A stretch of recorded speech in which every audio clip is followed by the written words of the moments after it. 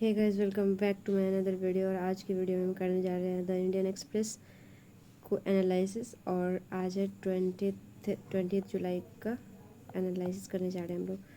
So first headline हम पढ़ने जा रहे हैं। इसमें क्या दिया गया है, Aoun to meet Trump push for pressure on Israel deal. तो जो ऑन है लेबनान की, ये प्रेसिडेंट है। ओके, इनका नाम है जोसेफ ऑन। ये पहला ट्रिप करेंगे यूएसए का, और उनसे मिलके, यूएसए से मिलके यानी ट्रम्प से मिलके कुछ प्रेशर बनाएंगे इसराइल पे। सो ये 20 साल में ये पहली बार मिल रहे हैं कोई लेबनीज के प्रेसिडेंट। लेबनान एक कंट्री है। ये इधर तो लेबनीज प्रेसिडेंट जिनका नाम है जोसेफ ऑन, ये पहली visit first trip White House का करेंगे इस week. A plan to US Donald Trump on how to disarm Iran backed militant group Hezbollah and secure Israel withdrawal from Lebanon. तो ये ट्रम्प से मिलेंगे और वहाँ पे कैसे जो ईरान के जो हिजबुल्लाह ग्रुप है उसको डिसआर्म करना है, यानी उनको कैसे रोकना है, और जो इसराइल की जो फोर्स है उसको लेबनान से कैसे हटाना है, इस पर बात चलेगी। तो लेबनान के प्रेसिडेंट का, इनका नाम है ऑन। तो ये चीज़ दी गई है पहले हेडलाइन में। तो नेक्स्ट है, protection against ballistic missile is a top priority. Zelensky, जो व्लादिमीर जेलेंस्की है, जहाँ कहाँ की प्रेसिडेंट है, president of Ukraine. President of Ukraine. तो व्लादिमीर जेलेंस्की जो है यहाँ की ये प्रेसिडेंट है। इनका कहना है कि हमारा जो बैलिस्टिक मिसाइल से जो प्रोटेक्शन है वो हमारी टॉप प्रायोरिटी है, यानी हमको अपने आप को प्रोटेक्ट करना। तो in a major ballistic barrage Russia hit Kyiv's with 41 missiles 18 shot down. तो मेजर जो यहाँ पे एक वर्ड लिखी गई है बराज का मतलब है एक साथ अटैक करना, बहुत सारा मिसाइल एक साथ आना। तो रशिया ने बहुत सारे मिसाइल एक साथ दागे हैं, जो कि रशिया ने हिट किया है कीव, यानी जो यूक्रेन की कैपिटल है कीव। तो वहाँ पे 41 मिसाइल दागे हैं, जिसमें और 18 को शूट डाउन कर दिया गया, 18 मिसाइल को यानी गिरा दिया गया। और इस स्ट्राइक में 7 लोग मारे गए हैं। रशिया ने बैटर्ड किया है यूक्रेन के कैपिटल, यानी उसको उस पर अटैक किया है overnight with one of its biggest ballistic missile barrage of the war. तो ये one of the deadliest attack है अभी तक का यूक्रेन पे रशिया के द्वारा। A fire fighting helicopter drops water over the site of Russian missile site in. तो जो फायर फाइटर है, हेलीकॉप्टर है, जो कि पानी इस पे ड्रॉप कर रहा है जहाँ पे ये अटैक हुआ है। तो ये सब चीज़ें मुझे नहीं जाना। तो ये जो रशिया और यूक्रेन के बीच में ना काफ़ी समय से ये युद्ध यानी वॉर चल रहा है, क्योंकि जो यूक्रेन है उसको बनना था मेंबर एक ग्रुप का, नाटो का मेंबर बनना था। इस वजह से रशिया को इस बात से ऐतराज़ है। इस वजह से इन दोनों के बीच में लड़ाई बहुत समय से चल रही है। और रशिया की कैपिटल है मॉस्को एंड यूक्रेन की कैपिटल है Kyiv. Okay, so let's move to another headline. So ये जो रशिया और यूक्रेन का जो वॉर है, ये जो है ना 2022 में स्टार्ट हुआ था, जो अभी तक चल रहा है। तो Sheinbaum to attend world cup final at Trump at invitation. ये मैक्सिको की प्रेसिडेंट है। मैक्सिको भी एक नॉर्थ अमेरिकन कंट्री है। तो यहाँ की जो प्रेसिडेंट है ये वर्ल्ड कप फाइनल अटेंड करने वाली, क्योंकि ट्रम्प ने इन्हें इनवाइट किया है। इनका नाम है क्लॉडिया शेनबॉम। तो ये जो फीफा वर्ल्ड कप है, जो कि 3 कंट्री होस्ट कर रही है इस बार, यूएस और मैक्सिको और कनाडा। तो इसमें मैक्सिको के प्रेसिडेंट को भी इनवाइट किया गया, क्योंकि मैक्सिको भी होस्ट कर रहा है इसको। इस वजह से तो और इसका फाइनल हो भी चुका है अभी, जिसमें स्पेन जीता है अर्जेंटीना डिफेंडिंग चैम्पियन जो थी उसको हरा के। तो कतर में 2022 में ये 2022 में ये फाइनल हुआ था, और उसको होस्ट किया था कतर ने। और इस बार 3 कंट्री ने होस्ट किया है, जिसमें कि फाइनल मैच जो है न्यू जर्सी में ही हुआ था, मेटलाइफ स्टेडियम में, न्यूयॉर्क में स्टेडियम है। और इसके बाद जो नेक्स्ट 2030 का फीफा वर्ल्ड कप होने वाला है, ये भी इसका भी वो होस्ट नेशन का अनाउंसमेंट कर दिया गया है कि कौन इसका जो अब नेक्स्ट होगा 2030 में होगा, क्योंकि हर 4-4 साल पे 4 इयर्स के टर्म पे ड्यूरेशन में ये फीफा वर्ल्ड कप होता है। Okay, let's move to next headline. China search on for survivor.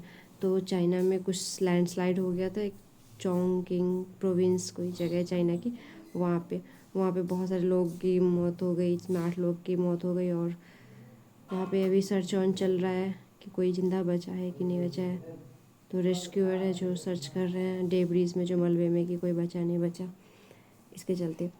फिर नेक्स्ट हेडलाइन है 6 डेड 21 इंजर्ड आफ्टर 2 अर्थक्वेक्स इन पेरू। तो 6 लोगों की मौत हो गई, 21 लोग इंजर्ड हो गए। कब किस चीज़ के बाद? जो अर्थक्वेक है पेरू में आया था। पेरू एक, सबसे पहले तो पेरू के बारे में जानना हमको ज़रूरी है। पेरू एक साउथ अमेरिकन कंट्री है, जो कि एकदम कॉर्नर पे ही है, थोड़ा सा वेस्ट साइड में। तो उसको हम अभी मैप में देखते हैं कि एक्चुअल में है कहाँ पे। सो दिस इज़ पेरू, जो यहाँ पे रेड मार्क करा हुआ है, हाईलाइट किया हुआ है, ये पेरू है। ये साउथ अफ्रीका का एक इम्पोर्टेंट कंट्री है। साउथ अमेरिका का एक इम्पोर्टेंट कंट्री है, वेस्टर्न पार्ट में है, जैसा कि मैंने भी बताया। और यहाँ का एक सबसे बड़ा कंट्री है ब्राज़ील है। और ये नीचे रहा अर्जेंटीना, जिसके बीच में और जिससे मैच हुआ है स्पेन का, इसमें स्पेन जीता है। स्पेन एक यूरोपियन कंट्री है और अर्जेंटीना एक साउथ अमेरिकन कंट्री है। ओके, सो यहाँ पे और भी कंट्री है, like French Guiana, Suriname, Guyana, Venezuela, Colombia, Ecuador, ये सब कंट्री है। ठीक है, नीचे उरुग्वे है, पराग्वे है, जो कि नेक्स्ट जो होस्ट करने वाला है 2030 में। ये पराग्वे और उरुग्वे भी एक, बहुत सारे कंट्री है उसमें से ये दोनों भी एक कंट्री है, उरुग्वे और पराग्वे, ये दोनों भी होस्ट करेंगे फीफा वर्ल्ड कप 2030 वाला। देखो, इसके नॉर्थ साउथ अमेरिका के वेस्ट साइड में पैसिफिक ओशन है और ईस्ट साइड में अटलांटिक ओशन है। सो हमें पता होना चाहिए कि एक्चुअल में पेरू है कहाँ, जहाँ पे अभी अर्थक्वेक आया है। तो अर्थक्वेक के बारे में तो हमको उतना ज़्यादा ज़रूरी जानना नहीं है, बट पेरू है कहाँ पे ये हमें जानना ज़रूरी है। ICE officer to wear body cams for vehicle stop. तो ICE ऑफिसर को क्या पहनना पड़ेगा? बॉडी कैमरा पहनना पड़ेगा गाड़ी को रोकने के लिए। तो ऐसी कुछ चीज़ें चल रही हैं। Andrew and Tristan Tate arrested in US on new charges of rape and trafficking. So Andrew और ट्रिस्टान, ये दोनों एक भाई है जिनको US में पकड़ लिया गया है। इन पे एक नए चार्जेस लगे हैं रेप के और ट्रैफिकिंग के। ट्रैफिकिंग होता है तस्करी, किसी इंसान को अगवा कर लेना, डेट टाइप। तो इनको, ये UK के है रहने वाले, इनको अरेस्ट किया गया है US में। ठीक है, next let's move to the next headline. Hot debate. तो मतलब बहुत इंपॉर्टेंट चीज़ के बारे में लिखा है। Man in shorts are challenging Japan button down office culture. तो क्या हुआ है ना कि सरकार ऐसा इनकरेज कर रही है वर्कर्स को, यानी जापान की गवर्नमेंट, कि अपने हैवी सूट को भूल जाओ। यानी जो हम लोग जैसे ऑफिस में थोड़े फॉर्मल कपड़े पहन के जाते हैं, इसको भूल के पोलो टी शर्ट्स, लिनन के टॉप्स, मतलब हल्के हल्के कपड़े पहनने को, ऐसा शॉर्ट्स में पहनने को, ऑफिस में काम करने को, ऐसा सरकार इनकरेज कर रही है लोगों को। तो यहाँ के जो गवर्नमेंट ऑफिशियल है, जिन्होंने शॉर्ट्स पहना है, टी शर्ट पहना है, स्नीकर पहना है, कूल बिजनेस इनिशिएटिव, एक इनिशिएटिव यहाँ पे स्टार्ट हुआ है, कूल बिज यानी बिजनेस इनिशिएटिव। इसके तहत जितने भी लोग जो फॉर्मल कपड़े में आते थे, उनको फॉर्मल कपड़े में आना ज़रूरी नहीं है, वो शॉर्ट्स में भी आ सकते हैं। लेकिन स्नीकर में ज़रूरी नहीं कि सूट वूट पहन के निकले, ऐसी चीज़ें। ठीक है, तो एक यहाँ पे एक आइडिया पेज में एक चीज़ दी गई है, नेक्स्ट डील ही करेंगे। India once dominated textile trade. India बहुत पहले जो टेक्सटाइल इंडस्ट्री, टेक्सटाइल के क्षेत्र में बहुत डोमिनेट करता था, अब वैसे ऐसी वैसी चीज़ें नहीं है, तो इंडिया को क्या ज़रूरत है कि इंस्टीट्यूशन बनाए ताकि जो फिर से वो चीज़ हम लोग डोमिनेट करें टेक्सटाइल के फील्ड में। तो इससे हमको ये जानना चाहिए कि टेक्सटाइल के अभी मिनिस्टर कौन है, यानी यूनियन मिनिस्टर ऑफ टेक्सटाइल कौन है। वो है गिरिराज सिंह, जो कि बिहार के ही हैं, गिरिराज सिंह। ठीक है, ये बेगूसराय से है, एमपी। तो टेक्सटाइल के क्या है, ये मिनिस्टर ऑफ टेक्सटाइल। तो अभी आज से 20 जुलाई से शुरू होने वाला था मॉनसून सेशन। तो उसमें क्या लिखा गया यहाँ पे headline, house said to be stormy, opposition walks out of all party meet. तो अपोजिशन क्या है कि सारे ऑल पार्टी मीट से निकल गए, मतलब वॉकआउट कर जाते हैं लोग जब अगर उनको कोई भी चीज़ से उनको आपत्ति होती है तो अपोजिशन निकल जाती है उस मीटिंग से। तो जो यहाँ पे एक चीज़ दी गई है, NEET paper leak, temple theft to dominate monsoon session. तो जो अभी हाल ही में नीट का पेपर लीक हुआ, फिर जो राम मंदिर में जो चोरी हुई पैसे की थोड़ी, और जितने डोनेशन आते थे उसमें, तो वो सब जो डिबेट का एक बहुत ही इम्पोर्टेंट हिस्सा बनने वाला है।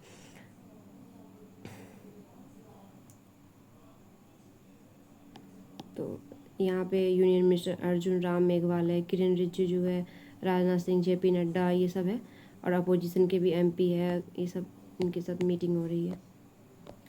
Okay, government set to bring bill to criminalise insult to Vande Mataram. हाँ, इससे पहले भी न्यूज़ में ये चीज़ दी गई थी कि सरकार रेडी है एक नया बिल को इंट्रोड्यूस करने के लिए, टू जो भी वंदे मातरम को इनका इंसल्ट करेगा उसके खिलाफ कुछ क्रिमिनल कार्रवाई करने के लिए। तो जो वंदे मातरम है, जैसे कि अभी हमारे पास वो है ना, हमारा नेशनल फ्लैग, तो अगर उसका भी कोई इंसल्ट करे ना, तो उसके चलते भी एक प्रावधान है कि उसको नेशनल ऑनर्स एक्ट बोलते हैं। तो अगर कोई भी उसका इंसल्ट करे तो उसके खिलाफ भी कुछ कानून है। फ्लैग के लिए तो वंदे मातरम के लिए भी ऐसा प्रावधान सरकार ला रही है, बिल पेश करेगी मॉनसून सेशन में। लेट्स सी ये पास होता नहीं होता। ओके, ये राज्यसभा में ये बिल लाएगी सरकार कि कोई भी इसको डिसरिस्पेक्ट ना करे। तो नेशनल एक है, एक एक्ट है, the prevention of national honours act 1971। इस बिल में क्या है कि कोई भी पर्सन जो कि इंटेंशनली डिसरेस्पेक्ट करता है, जैसे कि मान लो हमारे नेशनल फ्लैग को बर्न करता है, जलाता है, उसको मिट्टी में मिलाता है, उसको उल्टा वगैरह करता है, या फिर कुछ भी कर रहा है उसके साथ, तो उसको क्रिमिनल ऑफेंस, मतलब उसको लगभग 3 साल की उसकी जेल हो सकती है। फिर से अगर वो एक फिर से रिपीट करता है तो उसको फिर से 1 और साल का जेल हो सकता है। ऐसी चीज़ें दी गई है। ठीक है,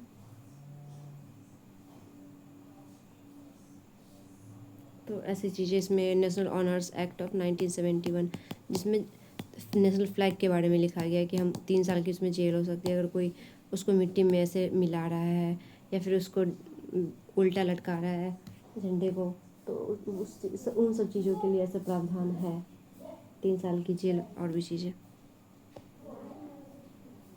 okay, donation theft SIT report final ready gives temple reform pointers. तो जो SIT का जो बैठाया गया था एक टीम, उसने फाइनल रिपोर्ट दे दिया है कि किसने किसने क्या कैसे कैसे चोरी करा पैसे का, वो जो डोनेशन वाले पैसे का, उसमें चीज़ें दी गई है। Rain fury kills 18 in Jammu and Kashmir. Jammu Kashmir में जो बारिश की वजह से, पानी की वजह से 18 लोगों की मौत हो गई है, बहुत ज़्यादा। तो लैंडस्लाइड भी आ गया बारिश के पानी की वजह से। Interim deal crumbles, Hormuz traffic largely stalled, US strike to punish Iran after 2 of its soldiers killed, Tehran intensify fire on Gulf state। तो US ने जो के स्ट्राइक से क्या हुआ है कि जो US अब स्ट्राइक करेगा पनिश करने के लिए ईरान को, क्योंकि ईरान ने ना दो US के पर्सनल को अटैक में मार दिया था। इस वजह से जॉर्डन में अटैक किया था और उसमें ईरान ने US के 2 आर्मी पर्सनल को मार दिया था। तो ऐसा रेडी है यूएस अटैक का बदला लेने के लिए। ओके, यहाँ पे एक नेक्स्ट है न्यूज़ है, बहुत ही इंपॉर्टेंट न्यूज़ है। Sindhu answers daughters with Japan open crown had tears in my eyes. तो ये है हमारी पीवी सिंधु। इन्होंने ये भी बहुत अच्छी बैडमिंटन प्लेयर है, और ये अभी अभी रिसेंट में एक चैम्पियनशिप हो रहा था बैडमिंटन का। इसमें उस चैम्पियनशिप का नाम था जापान ओपन। ये टोक्यो में हो रहा था, और इसमें पीवी सिंधु ने जीत हासिल की है। तो ये बहुत बड़ी बैडमिंटन प्लेयर है।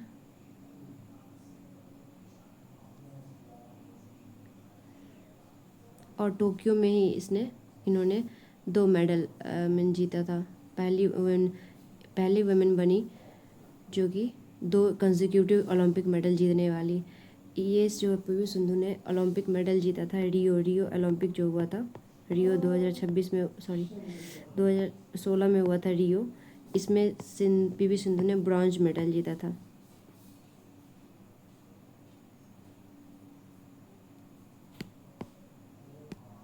रियो में सिल्वर जीता था। ओके, और जो 2020 वाला जो ओलंपिक हुआ था, ये हुआ था टोक्यो में। इसमें इन्होंने ब्रॉन्ज जीता था। तो कॉन्सिक्यूटिव साल में इन्होंने 2 मेडल जीत लिया। तो ये बहुत बड़ी बात है इनके लिए। तो ये पहली वुमेन बनी थी लगातार 2 मेडल जीतने वाली। तो ये 31 ईयर्स ओल्ड है, और इस बार जो ओलंपिक हुआ पेरिस में, इसमें उन्होंने अच्छा परफॉर्म करा नहीं। तो इस वजह से जो इनके जो हेटर्स थे इन पे डाउट करते थे, तो उसके बारे में बोल रही है ये कि had tears in my eyes. तो इन्होंने करके दिखाया है कि सिंधु ने अपने सारे जो इनके हेटर्स थे उनको जवाब दे दिया है, आंसर्स डाउटर्स।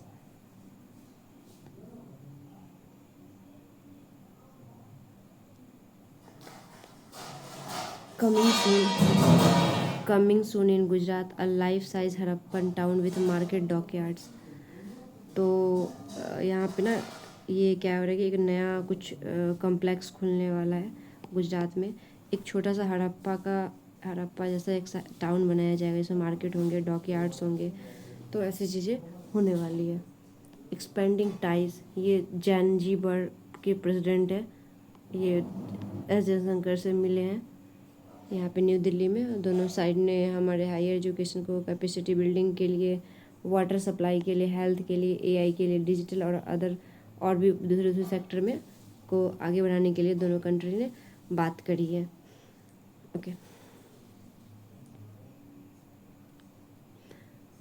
ये एक तंजानिया एक देश है, उसी का एक ये ना तंजानिया एक देश है जो कि तंजानिया एक कंट्री है जो कि अफ्रीका में पड़ता है। उसी का एक आइलैंड है जो कि यहाँ पे इंडियन ओशन में ही पड़ता है। तो उसी के प्रेसिडेंट ये है, वही मिलने आए हैं हमारे एस जयशंकर से, मिनिस्टर ऑफ एक्सटर्नल अफेयर्स से। So let's move to another page.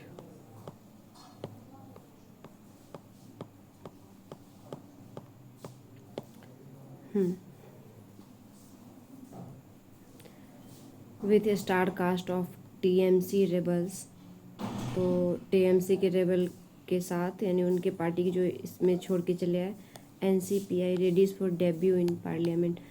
तो जो एनसीपीआई है रेडी है, इनका नाम इस पार्टी का नाम है nationalist citizen parties of India. इसमें जितने भी टीएमसी के जिन्होंने पार्टी छोड़ा है इसमें ये शामिल हो गए। तो इनका ये डेब्यू होने वाला है पार्लियामेंट में।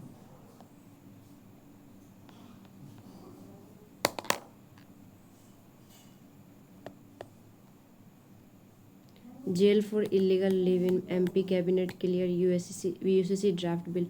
हाँ, एक इम्पोर्टेंट बिल आने वाला था।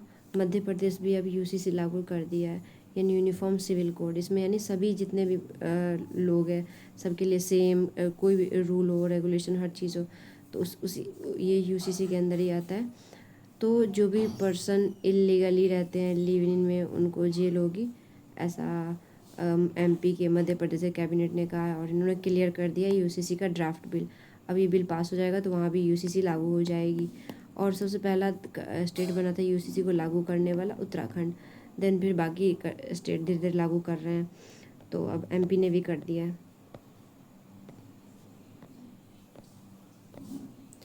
ये है केरल के नए सीएम वीडी सतीशन। ये 2 महीने उनके सरकार में हुई है। Satheesan faces discontent from with in. तो सतीशन जो है उनके पार्टी के अंदर से ही उनको सब लोग खुश नहीं है, उनके पार्टी में ही लोग प्रॉब्लम फेस करनी पड़ रही है, ऐसी चीज़ें चल रही है। ये nation 18 dies as flash flood landslide wreak havoc. तो जम्मू कश्मीर में 18 लोग मर गए हैं क्योंकि जो फ्लड है यानी बाढ़ और लैंडस्लाइड से डिस्ट्रक्शन हो गया। रेक हैवो मतलब बहुत बड़ा डिस्ट्रक्शन, तबाही टाइप चीज़ है। तो ये सब चीज़ें चल रही है। 8 killed as rain triggers landslips in Nagaland. 8 लोग मर गए हैं क्योंकि जो बारिश है वो नागालैंड में बहुत यहाँ भी तबाही मचा रही है। तो हिमाचल भी हाई अलर्ट पे है क्योंकि जो डिपार्टमेंट है मेट्रोलॉजिकल डिपार्टमेंट, उन्होंने प्रेडिक्ट किया है, अनुमान लगाया है कि बहुत तेज़ बारिश होने वाली है। Work on institution okay. Ayurveda doctor on bail in Gurugram, cyber scam arrested again in 30 crore Ponzi scheme। तो एक आयुर्वेदा डॉक्टर को है जो कि बेल पे थे गुरुग्राम में, उनको फिर से पकड़ लिया गया है एक साइबर स्कैम में, जिसमें गुरुग्राम हरियाणा में है। और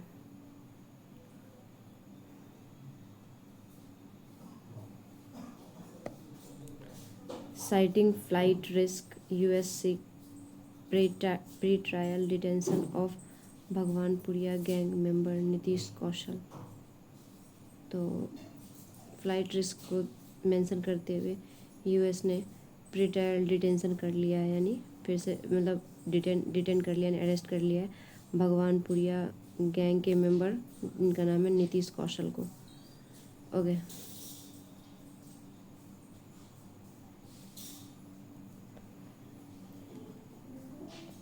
up late for football world cup final, no classes in Kerala Meghalaya Manipur today. तो फीफा वर्ल्ड कप के कारण FIFA world cup final Kerala Meghalaya and Manipur government declare Monday holiday for all education institution. A match between Spain and Argentina, क्योंकि जो 12:30 में start होने वाला है, तो ऐसा केरल मेघालय और मणिपुर की सरकार ने कहा है कि उस दिन पब्लिक हॉलीडे रहेगा स्कूल एजुकेशनल इंस्टीट्यूशन के लिए।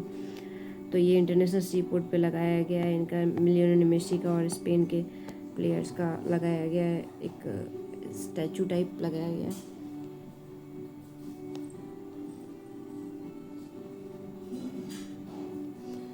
तो एक ग्रेजुएट ने अपने आप को मार लिया है, तो उसमें उन्होंने लिखा है सॉरी पापा I tried but opposition must find its voice in monsoon session.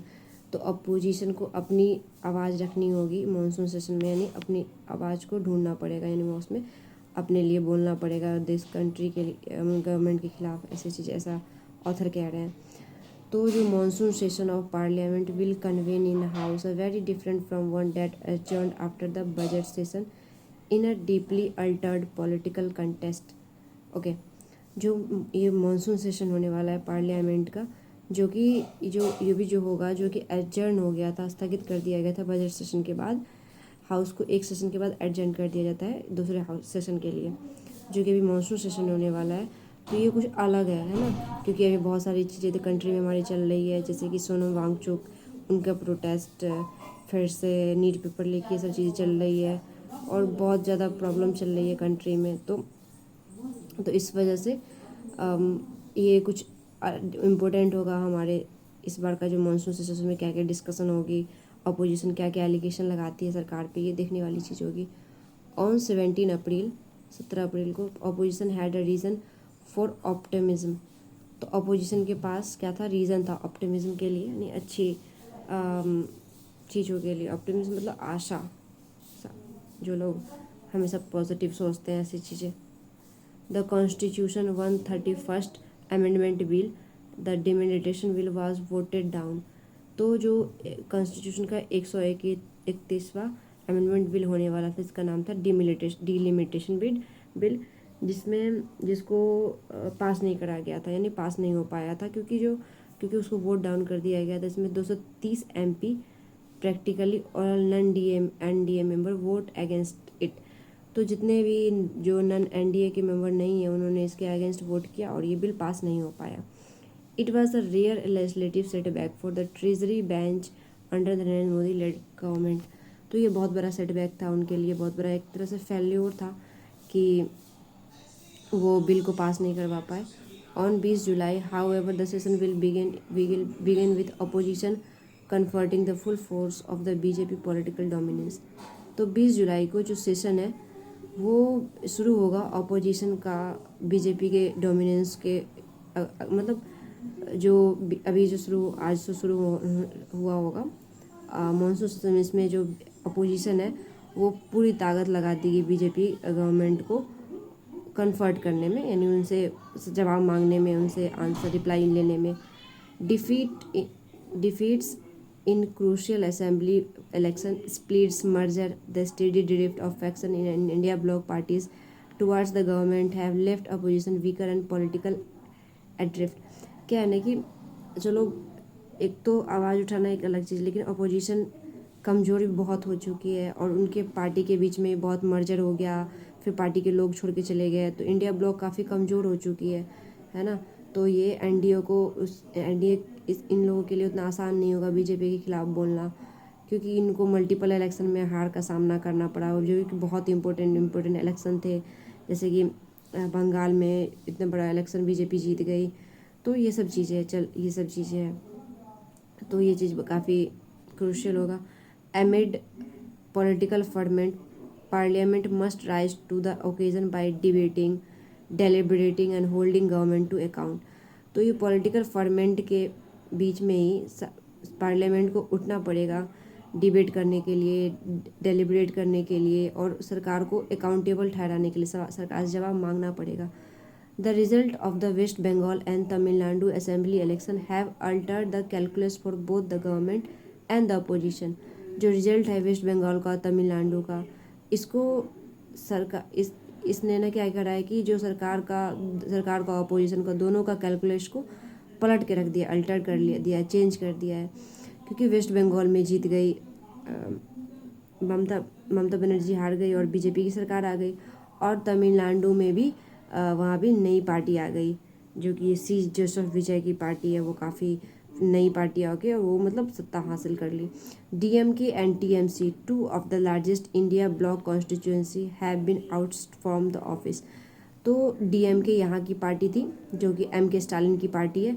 ये बहुत समय से तमिलनाडु में गवर्न कर रही थी, तमिलनाडु को रूल कर रही थी। तो इसको और जो TMC तृणमूल कांग्रेस, दोनों को जो कि इंडिया ब्लॉक जो है ग्रुप, इसका एक बहुत बड़ा पार्ट है, ब्लॉक है, बहुत ज़्यादा बड़ा एक हिस्सा है। तो इनको ऑफिस से बाहर निकलना पड़ा, बाहर का सामना करा। While DMK miffed at Congress lack of loyalty and support for the TVK in Tamil Nadu. Okay, तो जो DMK है ने कांग्रेस को ना कहा कि उन्होंने अपनी लॉयल्टी नहीं दिखाई, यानी जो तमिलनाडु में उन्होंने DMK का साथ नहीं दिया, कांग्रेस ने DMK का। तो ऐसी चीज़ें चल रही है।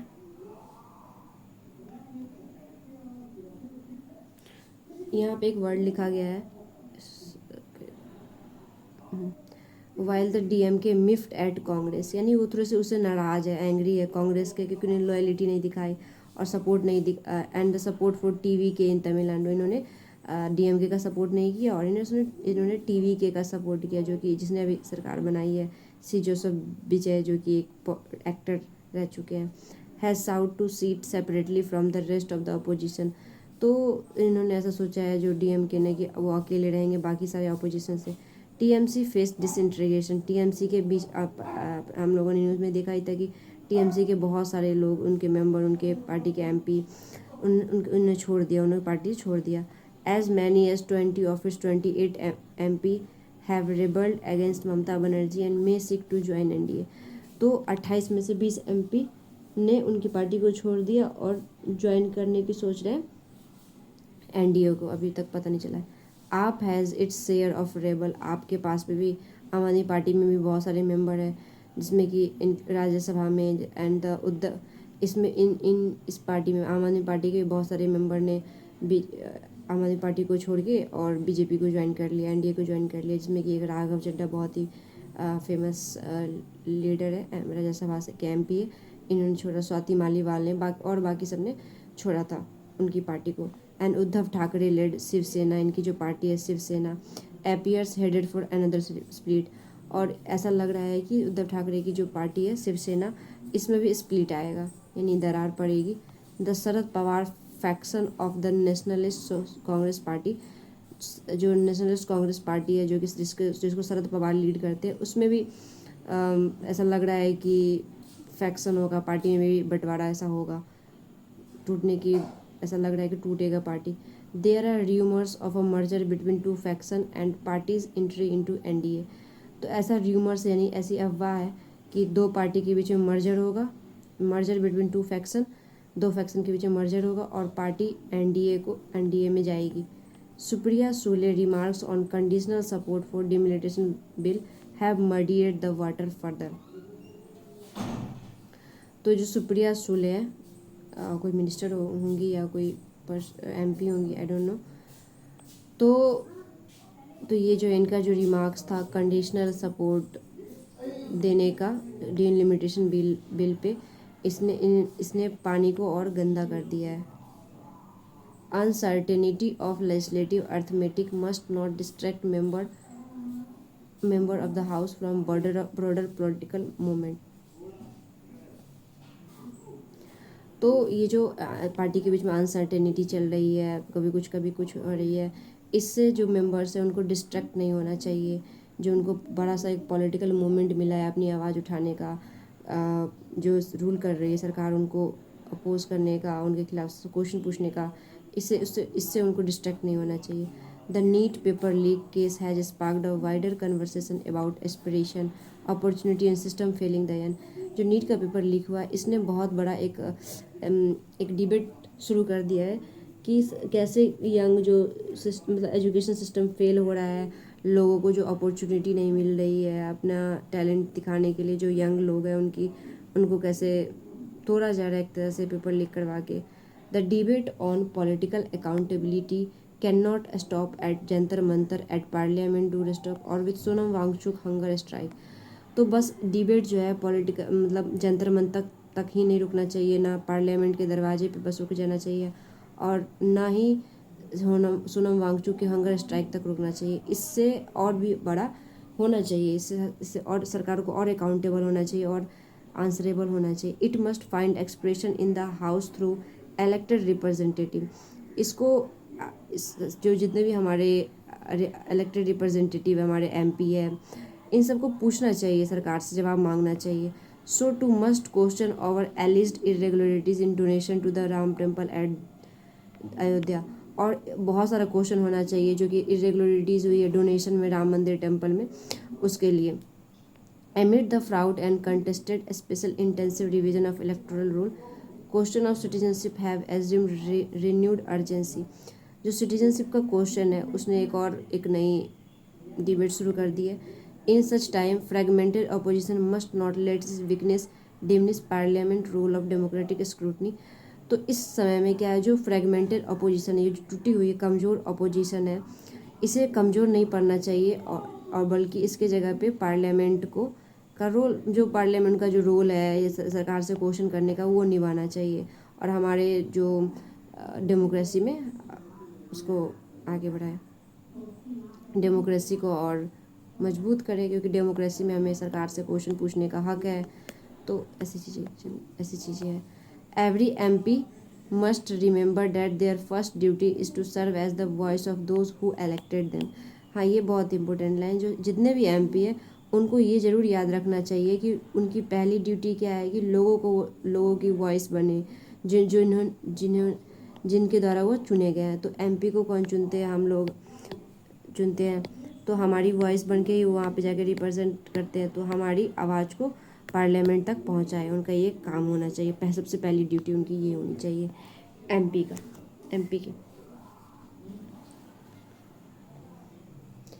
An, uncer- an uncertain world needs food, fuel and forex buffer.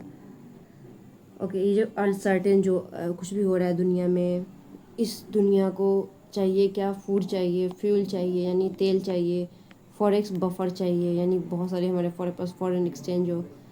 Ongoing west Asia conflict has been considered the largest oil shock in history. जो अभी चल रहा है वेस्ट एशिया में कन्फ्लिक्ट, ये हमारी हिस्ट्री का सबसे बड़ा ऑयल शॉक है. Taking off a fifth of the world supply that used to transit Strait of Hormuz daily. Yet all through this, global crude price haven't surged like they did in the previous shock of 2022 and 2008. तो इन सब के बावजूद भी crude oil का price उतना नहीं बढ़ा है जितना 2022 और 2008 के क्राइसिस में बढ़ा था. One reason has been the International Energy Agency coordinated action on 11 March. Okay, तो ये इसलिए भी नहीं बढ़ा है क्योंकि जो इंटरनेशनल एनर्जी एजेंसी है उनके कोऑर्डिनेटेड एक्शन के कारण. इंटरनेशनल एजेंसी है, एक इंस्टीट्यूशन है जो कि ऑयल, फ्यूल्स इन सबको मैनेज करती है, क्रूड ऑयल को. इंटरनेशनल एनर्जी एजेंसी ये एक पेरिस में इसका हेडक्वार्टर है. इसका हेडक्वार्टर पेरिस में और ये बना था 1974 में. ओके, और ये OECD के फ्रेमवर्क पे काम करती है. और जो भी हमारे वर्ल्ड में जो ऑयल की वजह से डिस्ट्रप्शन आ सकता है, अगर कोई प्रॉब्लम आ सकती है उसको रोकने का काम करती है. ठीक है, तो अभी जैसे कि इनको लगा होगा कि ऑयल की वजह से शॉक आ सकता है पूरे वर्ल्ड में, तो इन्होंने उस हिसाब से कोऑर्डिनेशन कर लिया.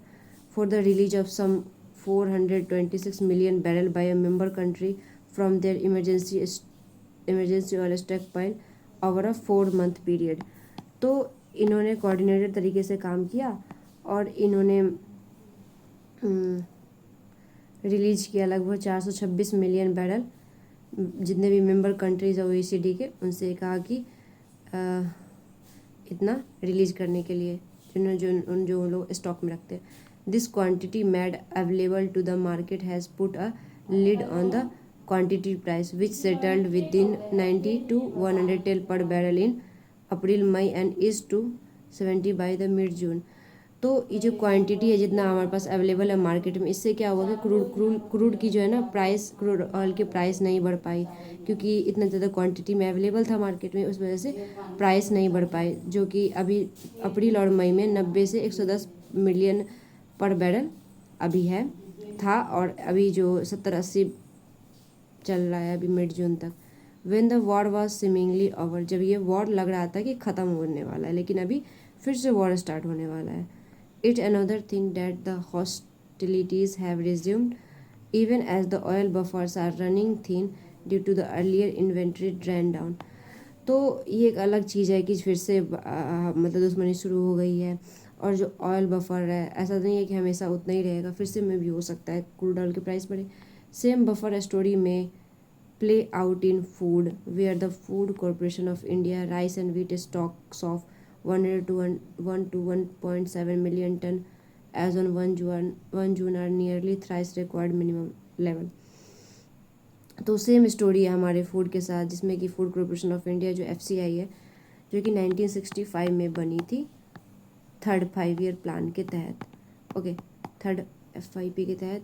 इसमें सरकार के पास अभी वीट जो गेहूँ है इतने इतने टन है, जो कि 3 गुना है, जितना मिनिमम लेवल के 3 गुना है.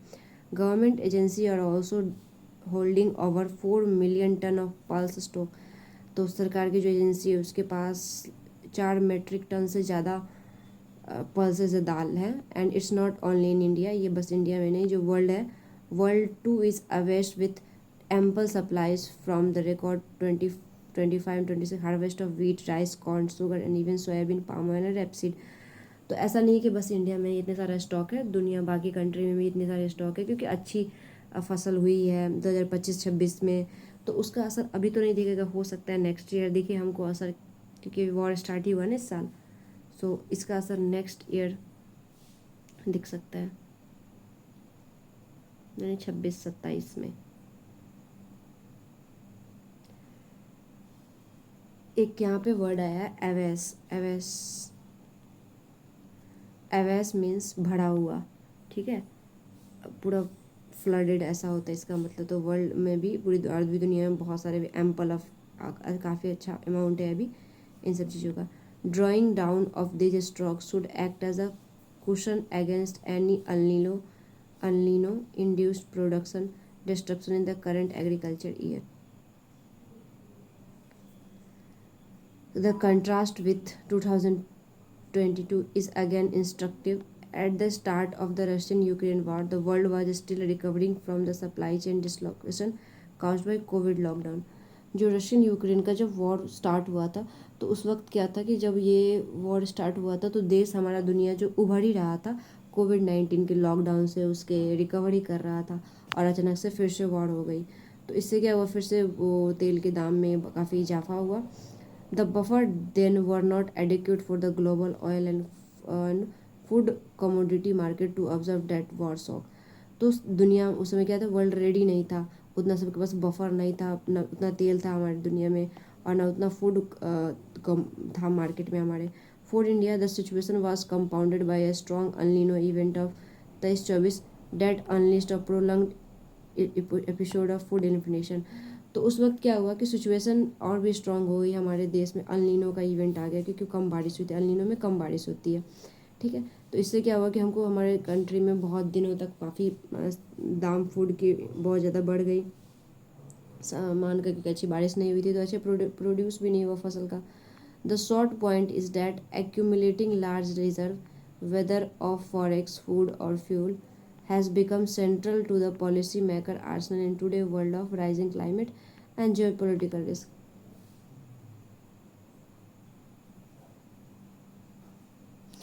तो जो शॉर्ट पॉइंट है यही है कि जो बड़े बड़े रिजर्व को हमको एक्यूमुलेट करके रखना, जमा करके रखना, चाहे वो फॉरेक्स हो, फॉरेन एक्सचेंज हो, या फिर फूड हो, फ्यूल हो, ये बहुत सेंट्रल बन चुका है। जितने भी पॉलिसी मेकर, जितने भी सरकार है इस आज की दुनिया में, जहाँ पे कुछ भी कभी भी बहुत कुछ भी हो रहा है globally, there is a cost to such stockpiling similar to the spending on defence and maintaining standing army. देखो क्या है कि ऐसा नहीं है कि हमें स्टॉक करने में किसी भी चीज़ को, लाइक ऑयल को या फूड को, पैसे खर्च नहीं होते हैं, बहुत पैसे खर्च होते हैं।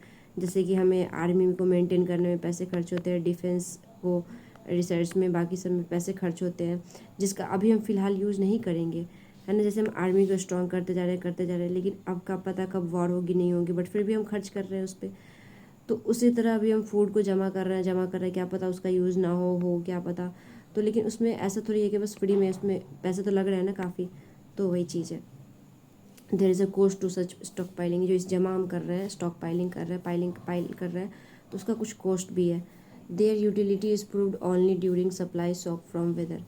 ये जो यूटिलिटी तभी प्रूव होगी जब ये जो सप्लाई शॉक से हमको ये बचाएगा, जब हमको ज़रूरत होगी, जब हमारे पास नहीं होगा फूड खाने के लिए, चाहे वेदर से हो, वार और बैलेंस ऑफ पेमेंट क्राइसिस से जब हमको बचाएगा, तभी जाके हम इसका यूज़ पता चलेगा कि सही में ये हमारे काम आया या नहीं आया।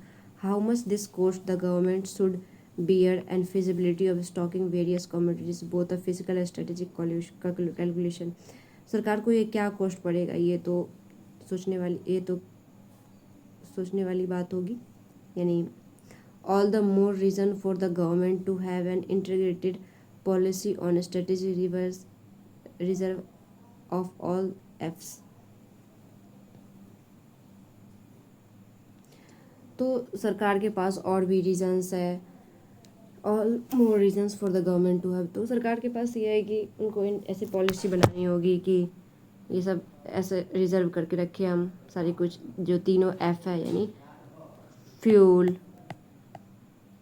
Food and forex. तो इनको मैनेज के लिए एक इंटीग्रेटेड पॉलिसी बनानी होगी, इनको मैनेज करने के लिए।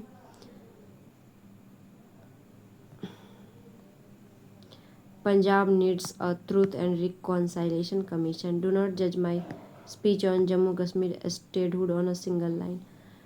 ओके, तो उमर अब्दुल्ला कह रहे हैं कि मेरी स्पीच को बस एक लाइन से जज मत करो। एक पिछले आर्टिकल में इनका हमने पढ़ा था एक लाइन में कि इन्होंने कहा था कि हम क्या अब अमेरिका से हेल्प मांगने जाए क्या स्टेटहुड के लिए। तो इनका कहना है कि हम मुझे ऐसा मत समझो कि मैं एंटी नेशनल हूँ, मेरी एक लाइन से मुझे मेरी स्पीच को जज मत करो, उमर अब्दुल्ला का कहना है।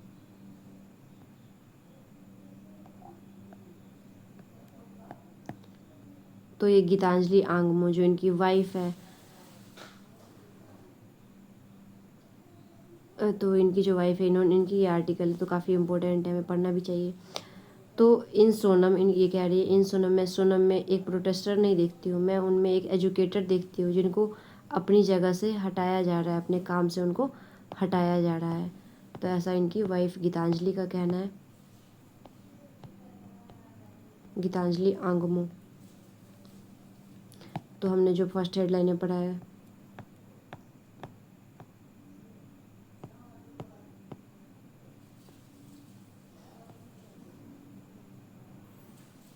सो हमने एडिटोरियल कर लिया आज का। ओके, तो ये क्या है, एक और न्यूज़ है, ये जो बंगाल में विजिट कर रहे हैं हमारे Amit Shah, minister of home affairs, home ministry के ये चार्ज संभालते हैं। और क्या है कि ये मिनिस्टर ऑफ कॉरपोरेशन भी है, और होम मिनिस्टर तो है ही, उनके साथ साथ मिनिस्टर ऑफ कॉरपोरेशन भी है।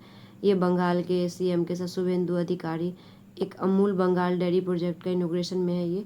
और इसमें ना एक वर्ल्ड का सबसे बड़ा क्या कहते हैं उसको, कर्ड प्रोडक्शन का प्लांट बनाया जा रहा है बंगाल में।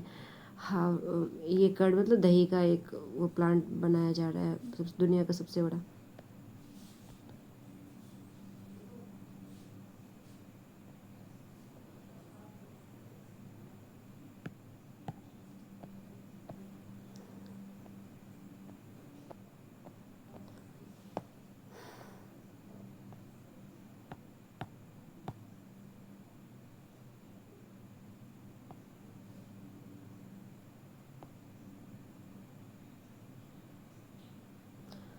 सो आज के लिए इतना ही, मिलते हैं हम कल के न्यूज़पेपर में और एक नए आर्टिकल के साथ और एक नई हेडलाइंस के साथ। So thanks for watching, thanks for watching, do share and like, bye.